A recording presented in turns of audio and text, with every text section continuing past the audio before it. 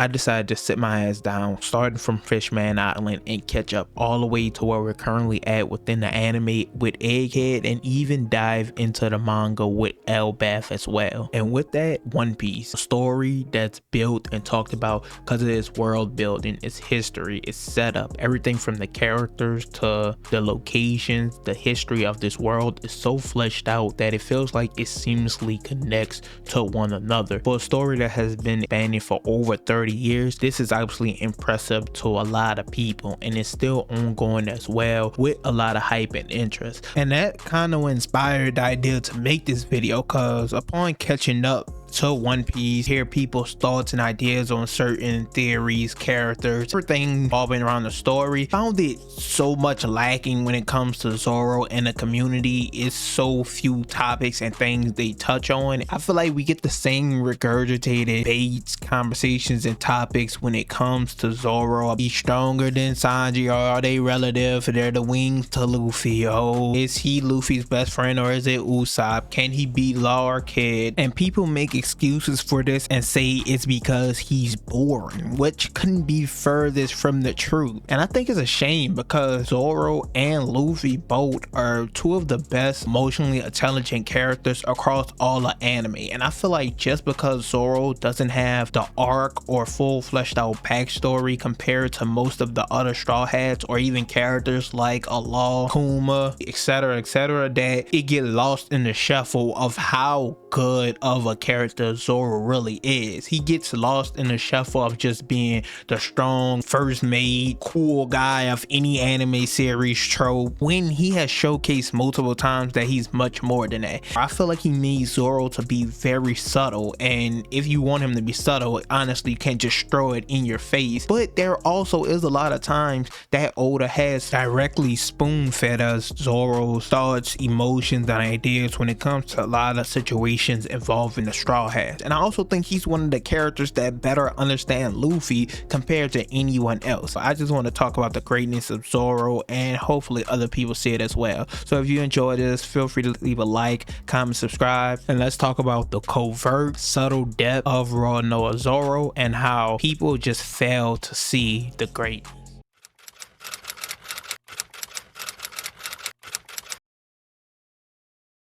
Zoro on the surface comes off as a bit of a meathead. To be honest, we know Zoro. He's either sleeping, eating, drinking, training, or the biggest of them all, he's lost. Not much really in between for him. But we do know for Zoro, it comes those moments in time where everything is serious, and he knows that he has to step up in these moments or no one else will. And it's happened time and time again throughout the series. And I think because a lot of these are separate instances in specific moments, and not necessarily one arc saying, hey, this is for Zoro, that it gets swept under the rug. But these highlight his complexity as a character, his selflessness, his honesty, loyalty, and it's frequently shown enough times that I think it should come across how good of a character Zoro is. Too many moments to count, some bigger than others that people love that we're gonna talk about later, but even some small moments and details that I extrapolate so much from that people would overlook or not think much of. And maybe this is my own headcanon for those moments because I love this character so much, but you guys can be the judge of that when we go over them. But it all starts in the East Blue with I will never lose again. This moment, Zoro, he sees Mihawk, the guy he's destined to best, the only person that defeating matters, that will make him the greatest swordsman of all time. Something that him and his childhood friend dreamed about fighting over when one of them achieved the title. And we know Mihawk utterly embarrasses him, like it isn't even close at all. In this moment, Zoro vows to never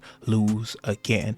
Now, there's two major things to highlight about this moment. One, we kind of know it gets memed on today because that was obviously impossible for him not to lose again. I think at the time, Oda probably didn't think the series would be this long, so the Straw Hats going through more trials and tribulations over time just made sense, so that was never gonna happen. He get memed about it, but the part I want to focus on that's way more important to me is him losing and him talking about how that reflected on Luffy, and his vow to never lose again was to Luffy. Asks Luffy, is that good enough for you, king of the pirates? From this moment forward, that I will never lose again. That okay?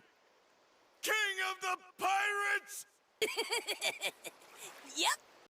He's the first outside of Luffy himself not only believe he's gonna be king of the pirates, but address him as such. And this is such a big moment in the show for me that I don't think people talk about or bring up at all. And two, something people do talk about and bring up is that Zoro as a character has the ability to be a captain on his own ship. A lot of people talk about that coming from his strength and power, which makes a lot of sense. Also really is his ambition. He's a conqueror. But his goal of being the world's greatest swordsman, the length he's gonna have to go to obtain a title like that, the depths he's gonna have to go through, the battles he's gonna have to face, that can't be nothing but the qualities, the goals, the aspiration of a captain. Yet he chooses to follow Luffy, once again the first to truly believe in him. He joined him when they were on a small sailboat, that he still believed in this guy and joining his crew, but he believes in Luffy. He acknowledges him, and even while coming at the feet of his own dream, he apologizes to Luffy and makes sure to do better for him, because the king of the pirates deserves nothing less. And this wouldn't even be the only moment where his dream comes secondary to the dream of his captain, that even all the way back in the East Blue, his captain's dream takes precedent over his, someone he just met, and that his dream is only to aid and assist in Luffy achieving his. Complete selflessness. While I think a good argument can be made that all the other Straw Hats will willingly sacrifice their goals, dreams, aspirations for those of their captain, Zoro doing it way back then at this time, being the first member with really nothing to go by on how far they would actually go, to the king of the pirates actually being in reach, and also a moment he has later that not only fully reiterates this idea, stamps it, but also will showcase him willing to sacrifice it completely if his captain can achieve his dream. But we'll talk about that moment later.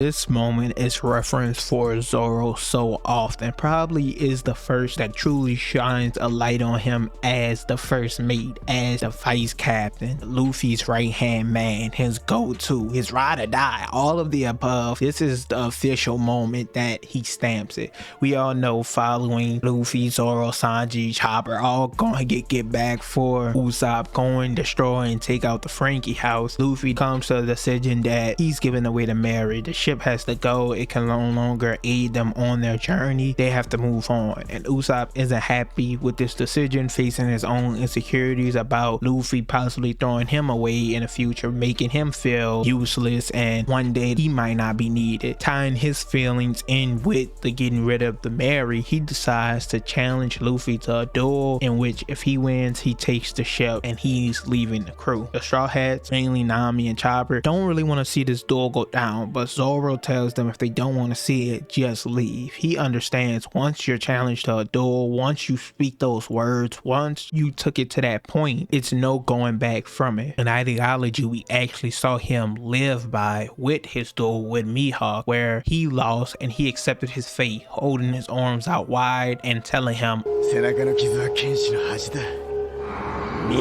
another heavy quotable from Zoro. But back to Water 7. Upon Luffy defeating Usopp and walking away, the whole crew is in distress. Zoro speaks to Luffy directly and tells him, you're the one we lean on, you're the one we rely on. If we can't lean on you, if we can't go to you and fall back on you, have our faith and trust in you, then there is no cruise. I understand this is a hard moment, a hard time, but you have to get us through this. So in this moment where their crew is at their absolute lowest, they just lost a member, they don't know where Robin is, they just had to watch a duel between two of their friends, they still have to get rid of the Mary, everything just seems like it's falling apart, the world is crashing around them. It's Zoro who steps up. And the thing about Zoro is he always seems to be able to fill any role that Luffy needs him to fill. It's not just his fighting prowess, his strength, it's him being his friend. He could be with him in the darker moments moments and lighter moments, if he needs to laugh, if he needs to be serious. He's such an added bonus to the character that Luffy already is, because he could fill any space that is needed for Luffy to gain character development, or if he just needs someone around him,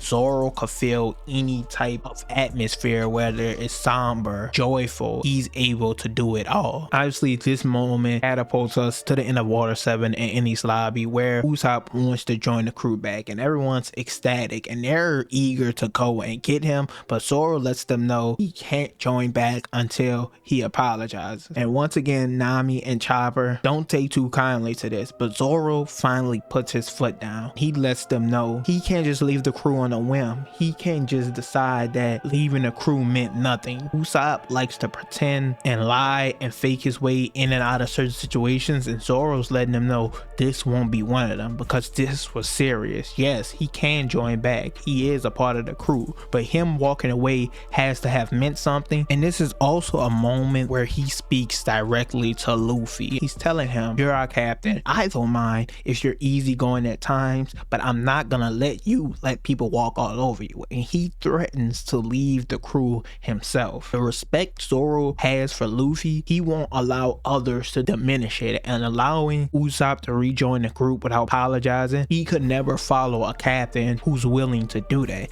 And all these people in this room, they know he's right. Leaving the crew, that has to have meant something. You can't just walk away and decide to rejoin on a whim. And that's where the phrase comes from, we're not just playing pirates. Their life is on the line every time they sail together on that ship. So if someone's just easily willing to walk away, you can't make that decision and not live with the results. You have to apologize and bow your head, as Zoro said he must do. I also think this is the first time the hierarchy of the Straw Hat Pirates are officially established, because this reminds me of the conversation that Zoro and Chopper had in Alabasta, with Chopper wondering why he joined the crew and it's seeming like everyone's in it for themselves, and Zoro talked about how he does his best, Usopp does his best, Sanji does his best. You do that, you give it your all, you expect the same of others. Coming back to this situation, how can they have any expectations of Usopp in the future? How can they trust him in any situation if he's willing to leave them hanging at any moment? If that thought always crosses their mind.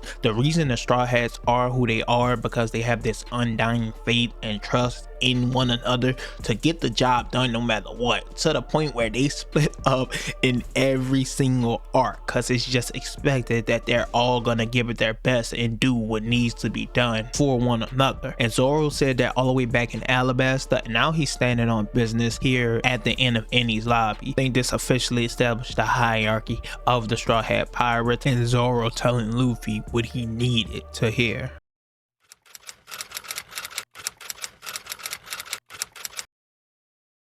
You guys all knew this moment was coming. The conversation, the scene, the arc where nothing happened. When diving into the One Piece fandom, like I said, upon catching up, I wanted to see people's thoughts and opinions on this scene, and a lot of people hold it in high regard. I feel like if you ask most fans the top moments in One Piece as a whole, what a world this wide in scope, filled with so much history, backstories, mysteries, and heartfelt moments throughout within so many characters. This moment always circulates at the top of most people's lists, and I'll even say it's one of the best moments in anime period. But once again, when diving into the One Piece fandom, I saw people saying statements to try to undercut this moment that Zoro had, and we're gonna talk about them. So let's get into this moment where nothing happened. The Straw Hats just finished fighting another major fight against Gecko Moria, setting the people of Thriller Bark free, but Luffy, he's completely tapped out at this point. There's nothing he can do. He's incapacitated, and everyone gathered around him, cheering, excited, and finally has a moment to settle down. But that moment is fleeting as another member of the Seven Warlords,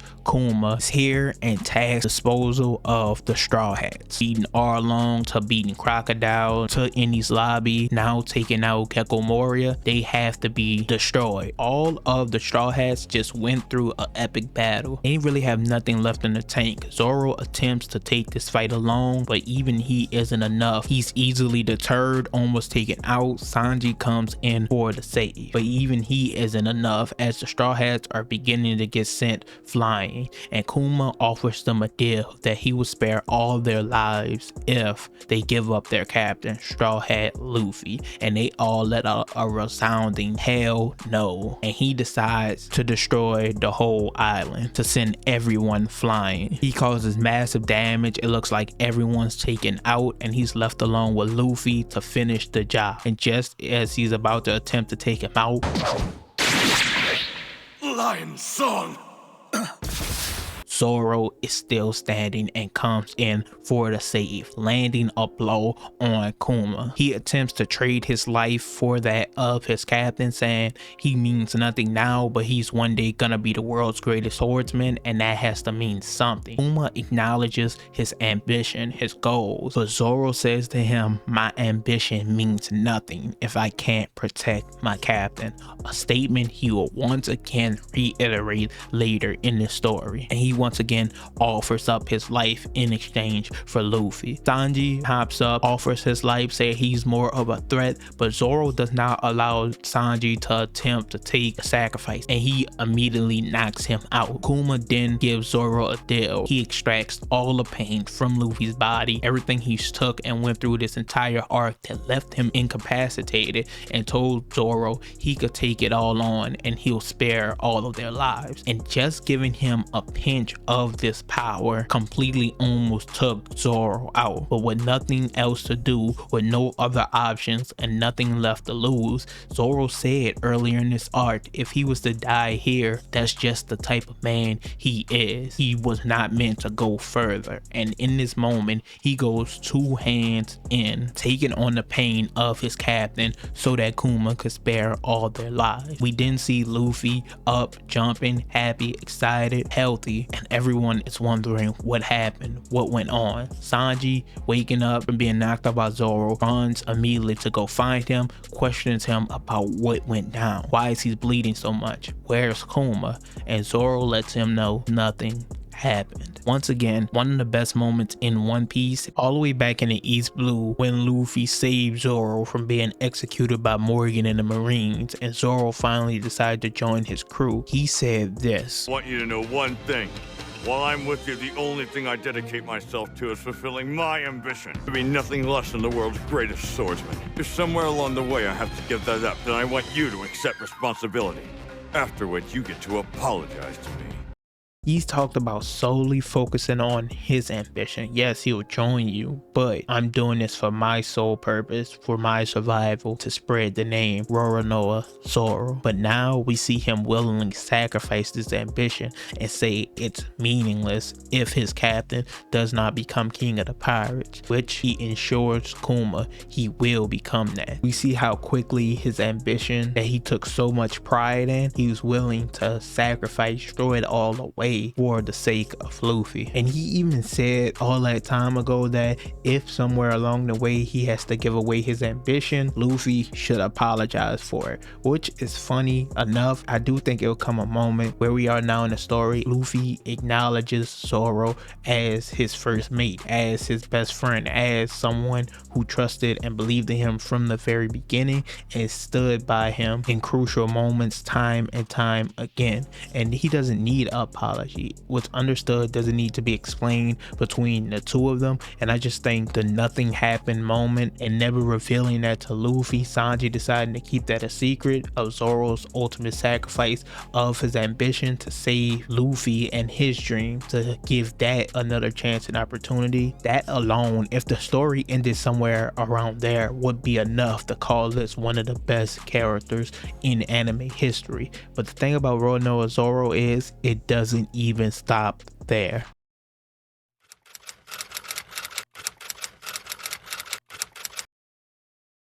Now, this is the last major Zoro moment before the time skip. We all know this one, when they get packed up in Sabaody and basically Kuma sends them flying. Everyone's separated, they plan to meet back there, but Luffy learns of Ace and his execution. He goes through this gauntlet of leaving Amazon Lily, breaking an Impel down, all the way to landing in Marineford and fighting to set Ace free. Ultimately, that doesn't end up happening. Ace ends up dying and everyone goes back home, and the Straw Hats start to hear the news. Now Zoro hears it directly from Mihawk, as when Kuma sent him flying, he sent him to the island Mihawk was living on. But all the other Straw Hats read the news and they all vow to get better for that captain, for Luffy, because none of them were there for him. In his biggest moment of need, they were nowhere to be found. So they all put this burden on their shoulders that they were never gonna let him down again. And Zoro, he probably took this to heart the most. Injured and battered from losing on Sabaody, and he's been fighting these baboons on this island ever since arriving there. He immediately tries to set out to find his crew, to find Luffy, to get back to Sabaody, because he wasn't there in the first place. But then he comes to a realization that that won't be enough. Where he is now just isn't enough, and he goes back to Mihawk as, once again, the man he dueled, the man who's still at the top of his hit list, he wants to kill. He tells him that directly to his face.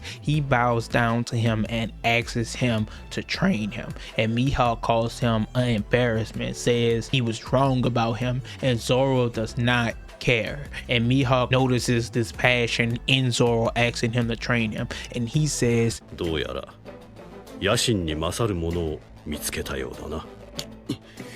and we already seen once again in the Thriller Bark arc, he said his ambition meant nothing if he couldn't help out his captain, and now here once again he's fully willing to give it all up because he feels like he's not doing enough. What he told Chopper all the way back in Alabasta about everyone doing their best, his best wasn't good enough, and he knows the only way he could get better for his captain is training with the world's greatest swordsman, his biggest enemy, the person he had his eyes set on from the very beginning. And once again, all the Straw Hats vowed and promised to put in that work in these 2 years so that when they meet back up, Luffy will never be disappointed like he was with losing Ace. But I think we all could pretty much agree, aside from Luffy, Zoro probably had to go through the most work in those 2 years to return and be at his highest level for Luffy. And what makes this moment even special is when the 2 years are up, Zoro is the first person to return to Sabaody. And while people might not think that's special, remember, this is Zoro, the person who gets lost every single arc. Up to the point where we are now, they still don't allow him to go off on his own. They told him sit on the couch and don't move. They constantly call and check on the responder snails to make sure he's still in the same place. This is that character. He couldn't even find his own shadow if he was looking for it. This person in the 2 years was the first one to return. He had to be counting down the hours, the minutes, the seconds to the return. He returned multiple days before many of the crew members. Once again, is the member of the crew that arguably put in the most work in that time period, second to Luffy. And another important thing I think was a gag used in the show, but I found it interesting, is that Zoro was counting the order that everyone returned, because the one who always gets lost somehow got back first, and he was calling Sanji number 7 and telling Luffy he was number 9. And I found this so interesting. It was supposed to be just like a joke to get us back into the series before they head to Fishman Island, but I found it interesting for his character because he seems like someone who doesn't take note or pay attention to many details, but this showcases that he truly does. As I said in my intro, he's one of the best emotionally intelligent characters throughout all the anime. Him and Luffy both take notice of things all the time and are prepared to act at a moment's notice in any given situation, and I think this showcased that as well. So he sacrifices his ambition once again, says it doesn't matter, to get better for his captain.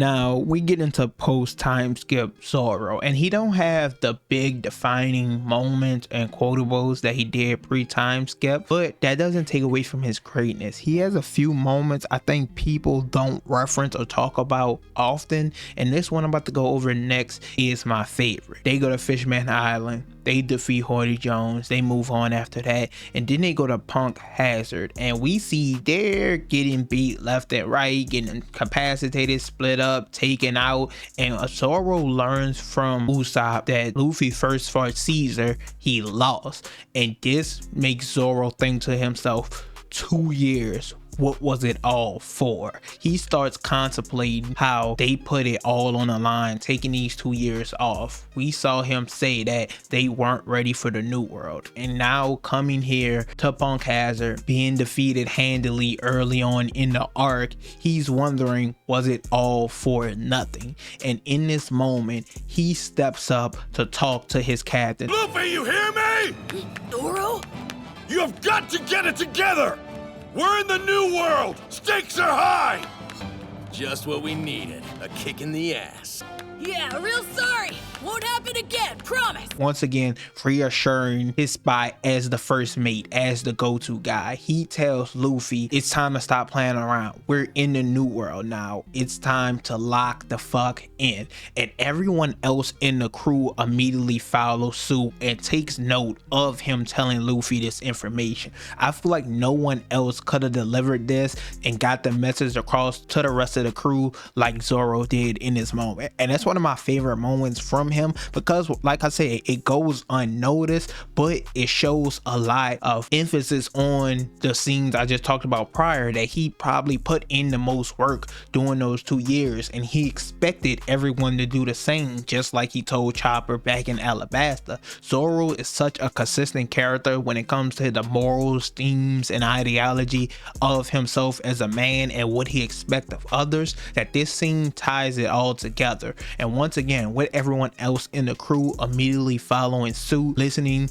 taking in what he's saying, they were ready for business, and they completely destroyed everyone on Punk Hazard from that moment on. They officially locked in. Now, there's a few more notable moments I'm gonna go over quickly that's post time skip. He had a few in Wano. One, obviously, when Luffy is walking past Kaido and Big Mom, and he grabs his sword, he's on alert, he's ready to go immediately. Everybody fucks with that one. Also, when Luffy is down and out and Kaido's about to take him out, and he says, I have a duty to protect my captain, and he attacks Kaido. I don't know if this is the one where he actually slashes him or he gets Kaido to finally dodge. I don't remember. By the time I edit this video, I'll remember, of course. Also, another major scene within this arc that I think highlights his emotional intelligence that I've been talking about this entire video is when him and Luffy basically expose that they're there because Kaido's crew is wasting food. They obviously have a close relationship with Tama, who can't have a full day of eating every day of her life, and Luffy made a promise to her that the feast that they got for them earlier in the arc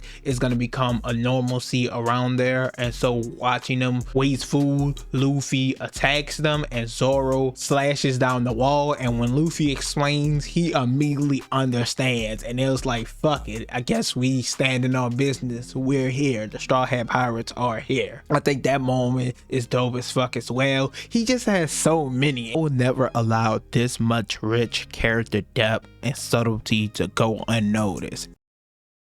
I wanted to explain the greatness of Zoro in less than 30 minutes, and I could wrap this all up by just saying that he doesn't have the full arc that you could tie within members of the Straw Hats, such as a Water 7 Enies Lobby with Robin and Frankie, or a Whole Cake Island with Sanji, Nami going all the way back to Arlong Park, and the vast majority of them got that. But Zoro has these individual moments that compound on one another as such a consistent consistent character in what he's meant to do for the story. And because he doesn't have a specific arc, I think it works to his benefit, because when he does have these moments, he does stand up, he does say something, when he isn't being a quote-unquote meathead everyone thinks he is. They're way more meaningful because he doesn't do it very often. So when he does, everyone listens, everyone knows it's important, everyone knows it's what needs to be heard, what needs to be said, and he seems to be the one that always does it. As I said in the intro, people often talk about Zoro and Sanji being Luffy's wings that keeps him flying and everything of the sort,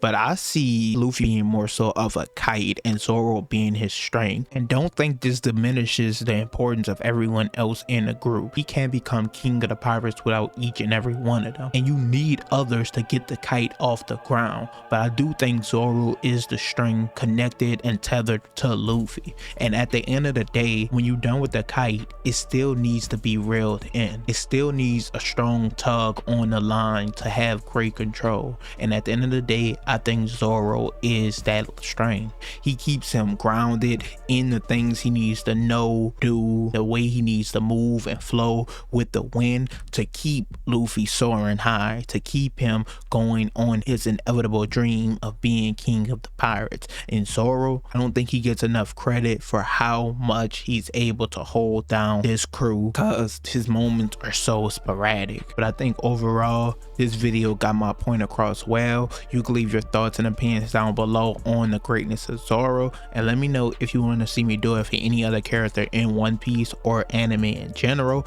Hell, even cartoons, a Ben 10, a Danny Phantom, I don't know. You let me know down below. As usual, leave a like, comment, subscribe, and I'm out.